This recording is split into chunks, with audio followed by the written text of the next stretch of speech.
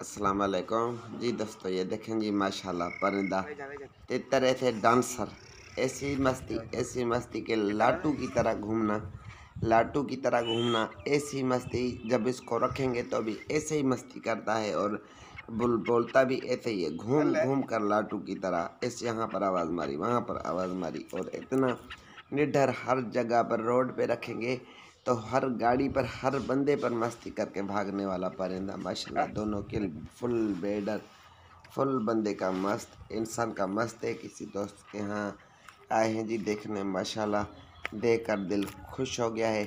इसको थोड़ा जब मैंने फेरा टोरा दिया, मैं लेके इधर उधर रखा, मैंने कहा चेक करें कि कोई डर खौफ खतरा तो नहीं है, पर माशाल्लाह कोई डर खौफ खतरा नहीं दिखा रहा है जी माशाल्लाह। बिल्कुल निडर है और फुल पागल मस्त बंदे का।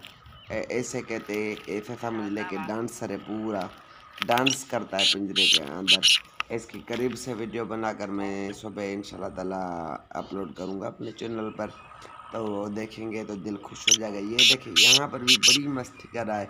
और इतने मस्त कैसे होते हैं तितर, क्या है कि जो भी इंसान, जो भी बंदा तितर पे अपने पे मेहनत करेगा, तितर को घुमाएगा फिराएगा, फेरा टोरा सही देगा, जंगल घुमाएगा, अच्छी खुराक डालेगा, सही से तितर को समझेगा, तो तितर की क्या मजाल जो तितर मस्ती ना करे और बुराई ना करे।